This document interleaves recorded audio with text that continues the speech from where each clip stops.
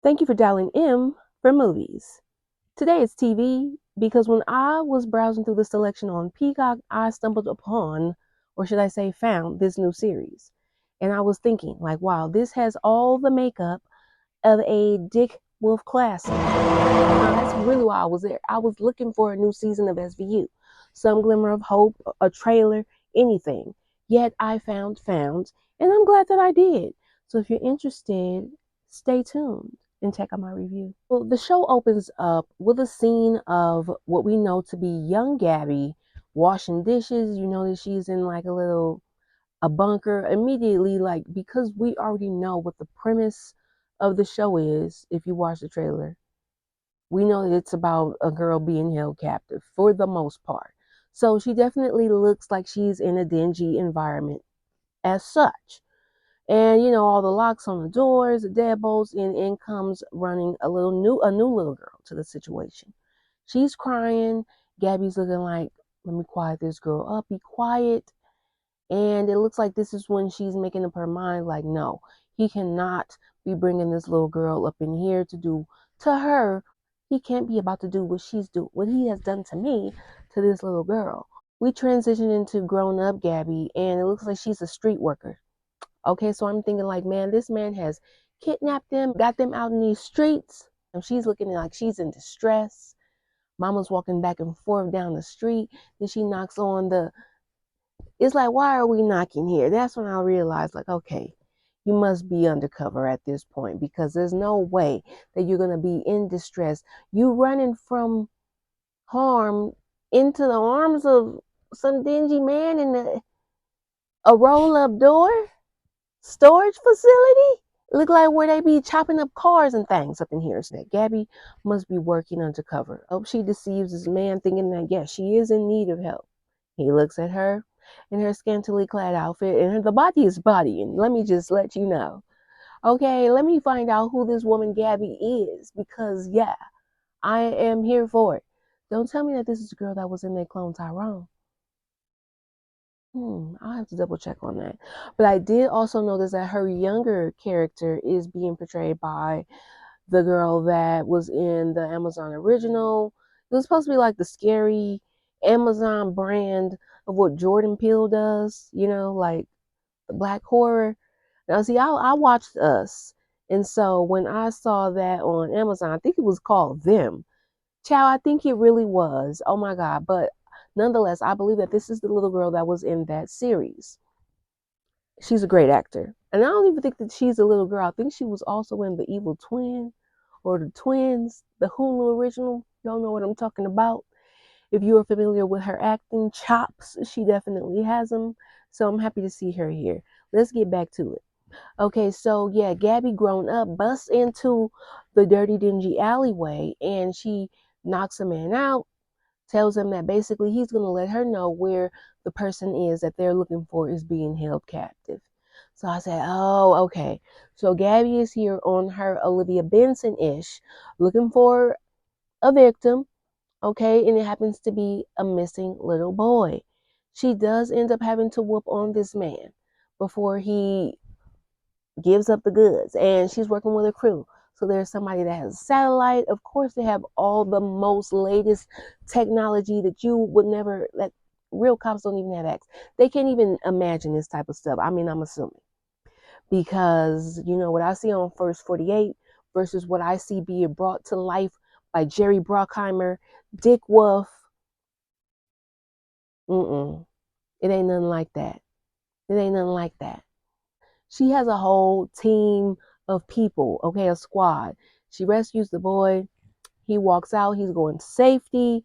And then the cop walks up to her. I'm like, okay, so she's not a cop. She's a bit of a vigilante. She runs a team of rescue workers. They look for missing people that, I mean, like, they wouldn't have no support otherwise because she found herself in that position when she was kidnapped by Mr. Man. And I'm going to refer to him as Mr. Man for now because I don't know his name. We ain't even seen this man yet. So yeah, Gabby basically said she does what she does because nobody was looking for her when she was missing. So she's going to find those same group of people that would not get the press. Like right now, we have little Sarah that's missing. She is the child of a senator. So it's a high profile little case going on. Everybody knows about Lil Sarah. On the other hand, we have Lil Danica. Okay? She asked them, do they know her? She hold the iPad up showing the face of Lil Danica, and nobody knows her. And she like, exactly, this is why I do what I do. So, I don't have no problem with the PD taking the credit because all I care about is getting the children found. Gabby is a former missing child, now looking for missing children. That is her life's work now. And I'm pretty sure that this lady that is working with her is going to be the little girl that showed up to the bunker space with, unannounced. I'm pretty sure of that because the predictability has already been high. Gabby solves one mystery and in comes Scooby Doo with another one. Okay, this little boy walks in saying that his sister has gone missing as well, and foster parents ain't really too concerned about it. So Gabby and the team head over, and this is when we discover one of the members of the agency. Okay, I really feel like I'm talking about X-Men because they all have their own little unique skill set. This woman is zeroing in on the positioning of Kamya, the missing little girl that we're now on the hunt for. She's looking at how she's standing in a protective stance in the photos with her foster parents and their brother. She's zeroing in on the locks on the top of the doors, okay, to lock one in. And yeah. So we're trying to get to the bottom of why didn't y'all say, like this girl been missing? They said this is normal. She does this, so we didn't want to come and bother these people down at the PD because we already know that they are looking for little Sarah, and that is very important. More important than Kamya because she do this kind of thing all the time. We know her. That's just how they feel. The guys that work back at the office and headquarters, I don't know why they're always on I guess they're from a remote location, child. I don't know. They end up tracking down a boy that Kamya, has been dating, okay, her new boyfriend, and he's 20. Okay, they also figure out that Gabby, dang, I'm gonna keep saying Gabby. Sorry about hitting the mic too, but yeah, I meant Kamya. So they find out that Kamia's boyfriend is 20 years old. Okay, they're in the DMs and they're checking all of her social media. And they're also finding out that her mother didn't make her probation hearing or something like that. So they're under the assumption that, hey, maybe Kamia's mom could have came down and swooped her up. Maybe she kidnapped her. But why wouldn't she take her son too? But that's just his foster mom. I mean, that's just his foster sibling. Okay. So maybe they're not even blood related. I see now. I see. Nonetheless, they're looking for this woman, and she is on a ledge. She's standing on a ledge out here. Mad about her child. Understandable. Understandable, ma'am, but this ain't it. This ain't it. Coming back with the bombastic side eye.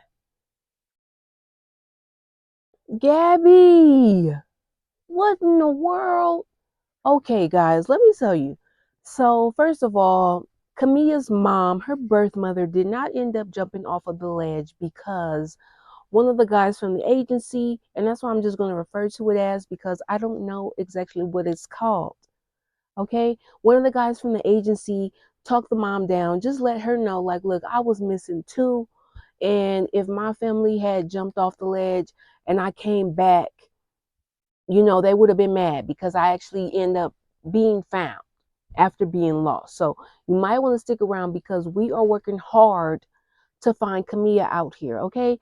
So she got off the ledge and he goes down, he meets or he's sitting, he's congregating, he's having a conversation with the cop that is smitten by Gabby. And he's looking for Gabby, and dude's like, you know what, she gone. She left. She didn't say nothing to you. She's not checking for you no more, dude. She's out of here. Gabby is in the kitchen with the charcuterie board set up. Okay, I don't know what she's about to just have some wine, some snacks, and chill. And we get a flashback of her at her kidnapping location with little mama. We don't know her name either at this point. She's just letting her know how Sir likes it. She's letting her know that, yeah, we're going to dress up and we're going to have dinner. And sometimes he likes us to read from a script. And in comes, first we hear all the locks opening up down the door. And in comes none other than Zach Morris. And you know what? It's so good to see his face because, I mean, this man looks good. Zach Morris is Sir, the kidnapper. And yeah, she's just came into that flashback and out of it as the door knocked. And it was the cop that is smitten by her. Like I said, they had some type of intermingling in the past. And he's just coming to check on her like, girl, what's up? Like, you looking good. Like, you don't even be like giving me any action. I was there looking for you at the crime scene. We were trying to get Kamya's mom off the bridge. I thought you would have stuck around, but you didn't. She was looking like something was up. And he was like, dude, are you good? Like, is everything okay? And yeah, she really just like made me feel that it was something up. Everything was not okay. I still don't know what, but she is definitely. And then she comes into the door after she opened it up only to her neck to let this man know that he cannot come inside. Okay. Oh no, I'm good. I just left because, the case was over. She didn't jump, so I left. We got her down. What do you want?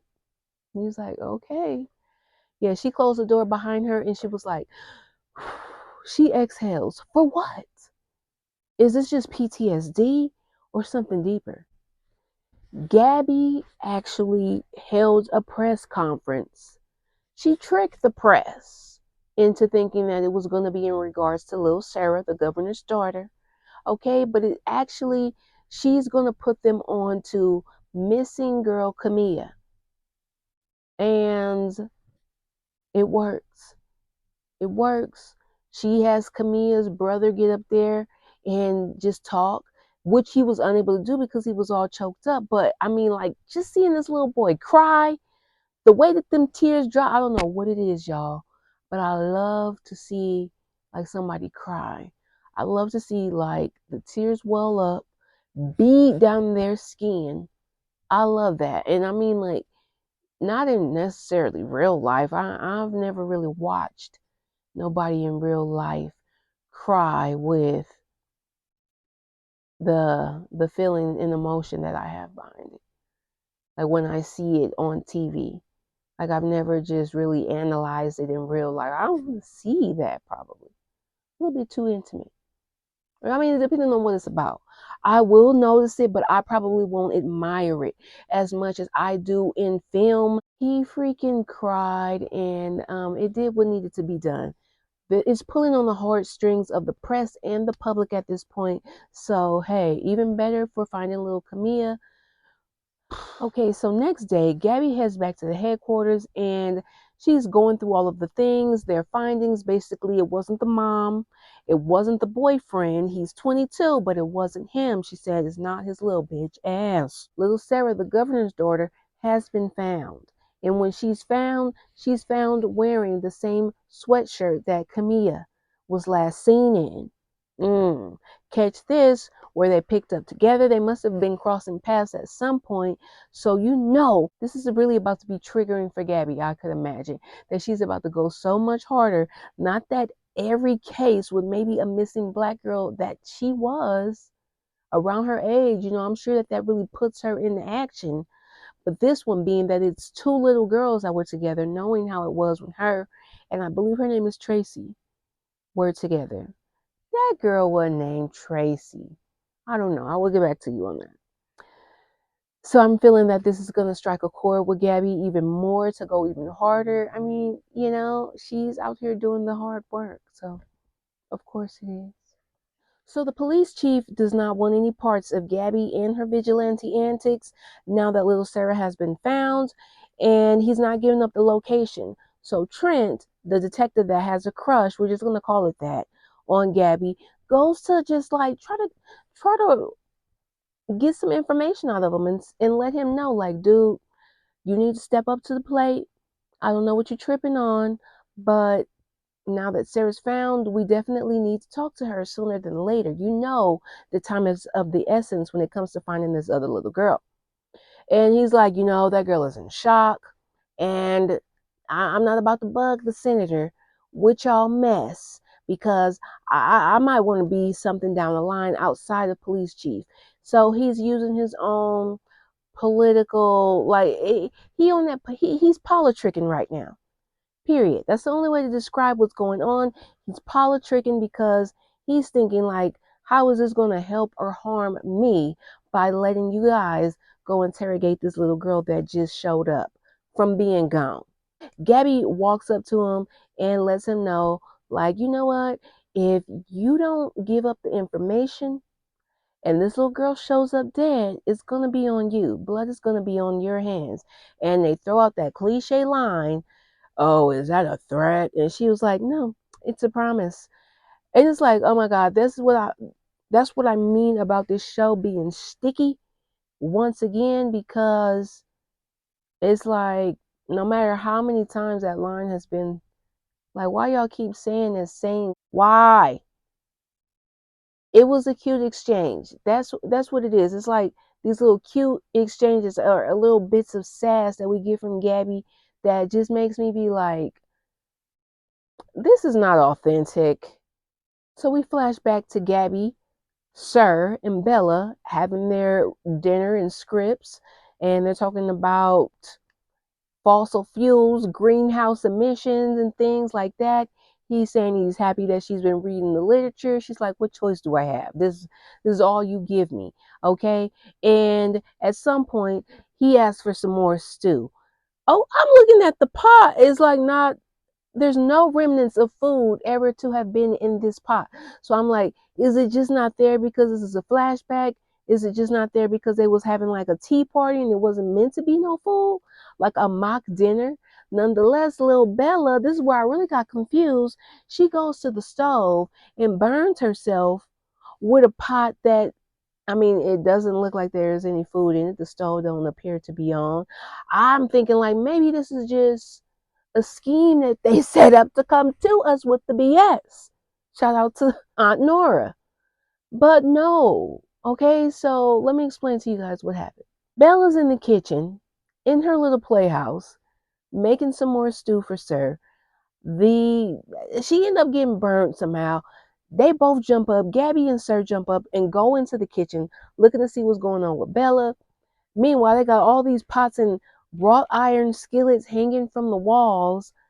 Gabby grabs one, and when I say that she hit this man on the back of the head, we heard it ding, and that's when I was thinking like, okay, so maybe they weren't really cooking. Maybe little Bella really didn't get burnt, only for us to see her with a real life burn down the line in present day. So I'm still confusion on that. This is how they got away though. This is how they escaped. Gabby bopped Sir up the head with a wrought iron skillet twice. No blood, miraculously. That's amazing. He didn't bleed. It's just like Home Alone, y'all. So they run off on the plug, and they are at least for what we know, to be away from him. I'm just astonished. So at this point, Gabby is she's stuck on that. Like, damn. I don't have a location on this girl. The police captain is not giving up any information, like what? Then she gets a text from Trent with the location. Boom, they're on it. They're off. She's happy again after getting a little pep talk from Lacey. So Bella's real name is Lacey, the little girl that was also held captive with Gabby, that is also working in the agency with Gabby. Apparently, she's new to the agency. Gabby sent her to law school, and she's come back because she's telling Gabby, like, look, I've been through this. I feel the way that you do. Why wouldn't I want to be down? Why I'm going to have to at some point be your lawyer because your ass is going to go to jail and you're going to need me. So, yes, I'm here. Be happy about it. Once they got that location, Gabby was back cheerful. Boom, they're out to the hospital to meet little Sarah.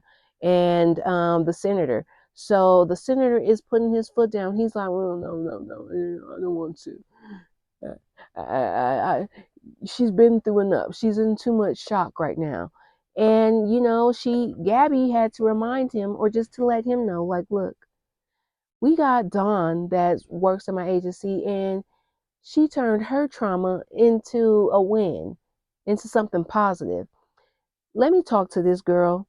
Please, sir, see what we can find out, because Dawn goes every day looking for her son that she lost at the bus stop, or that went missing at the bus stop, and she's learning to use her fine-tuning zooming in skills in everyday life that she uses when she goes out to look for this little boy.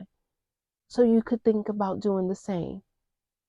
Lo and behold, we end up finding out that little Sarah, that Kamya actually got kidnapped in the process of trying to save little Sarah. So don't y'all feel stupid.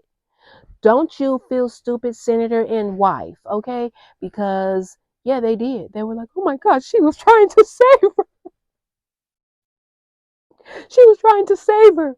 And we wasn't even going to let her talk. We wasn't going to even let them talk to her. Oh my God, I wouldn't be able to live with myself. I'm so happy this girl find out. So Gabby is showing, she's like, look, little Sarah, what do you remember about the captor? What do you remember about the bad guy? And she said, he had gross little tattoos and things on his neck. And Gabby was like, let me see that folder. Bop, bop, bop. Pulls out a picture of the senator's son's dealer. And the senator's son's, in exchange for a couple of perk 10s, I'm assuming. The son knew about this the whole time. He said that the dealer told him that, you owe me a lot of money, and I'm going to take your sister to encourage your little ass. So now that we find out that little Sarah is a ransom that has gone back, that has been found. Kamya, girl, we hope we find you at this point, because there's no reason for her to be kept alive if the ransom then got ransomed out. Yeah, so little Sarah was a ransom. They're off to find Kamya. They have the latest and greatest in technology. So what they end up doing is getting the location from Aaron, which is the senator's son. Okay, like, where do you be meeting this guy at? Where's his house? They find him. Okay, they end up using the infrared sensor from the guy that's stuck in the TV. His name is Zeke. Okay, so he's letting them know, like, where she should be, where about, leading them away. You're getting hot. You're getting warm. Turn left. Right there, under that tire. Move that. What's that right there? Break that lock off. Oh my gosh, she is under there. They open the doors, and little Kamya is just looking up like, are you guys here for me? Like, cause she just knew, like, Sarah's gone now. I know that my ass is grass, but she's safe. She's found. Period. So honestly, that's pretty much what we find out to be the end of the season. End of this episode. So that's how the episode ends, right? Gabby, like I said, before, when we found the other little girl, Gabby goes back home.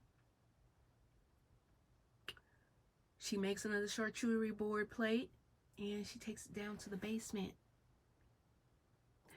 Slides over the little case filing. Like, look, I got another one for you. I said, oh my God. Immediately, I already knew. Now, look, this was something predictable. I'm not going to even... Okay, I never predicted that she was going to have... And let me tell you, y'all, Sir is in the basement.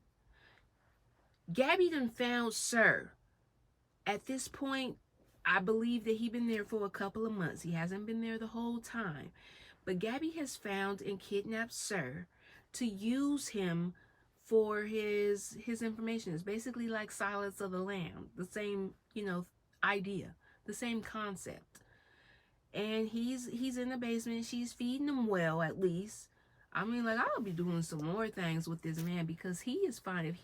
If it wasn't set up in the way that it was, like, he was probably brutal to them. But, I'm just thinking, like, having this man in your basement looking like he looking just like, you grown now. What do you think about sir now that he's a grown? I mean, he been grown though, so maybe, I don't know. Look, forgive me. I hope that y'all understand what I'm saying. This man is fine. How is Zach Morris still like, I don't know. He up there with Uncle Jesse with me. For me. Yeah. He's up there with Uncle Jesse for me. Nonetheless, he's in the basement. He's in Gabby's basement being held captive in, and he's her intelligence. He's the reason why she can crack these cases. So let me just talk about what I liked about this show overall. What I liked about it is the true crime of it all. Once I got past the little cuteness and the sassiness that they try to throw in for each character. First of all, let me tell you about each character. Okay, so each character, we have Dawn, we have Zeke, we have Margaret, Bella, aka Lacey, and Gabby. And they all have gone through a traumatic experience with regard to being lost or someone that has lost someone, you know? So they all come together and they solve.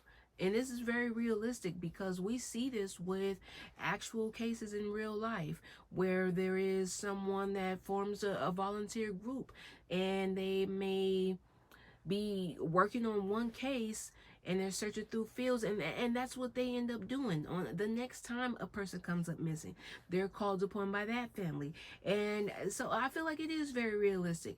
That's what I like about this. The jokes and things, they're fine because it's not overboard, but it's almost, because it's like, okay, is this gonna be like a comedy type of Roselli and Isle? Like, what is this, Monk? Or is this more along the lines of SVU, something a little bit more serious, more along the lines of Chicago PD? I wish. I just love that cast. I love that show. But I'm feeling found as well. So if you are and you like this review, make sure that you drop down in the comments and let me know what you thought about the predictability. Did you find it just overly predictable? Was it annoying at any point? Or was it just like, hey, it's NBC, it's not HBO Max, let's just go with the flow and enjoy it for what it is? I think that's what I'm going to do with it. Let me know what y'all think.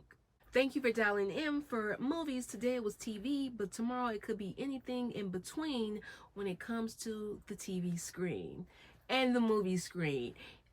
Yeah.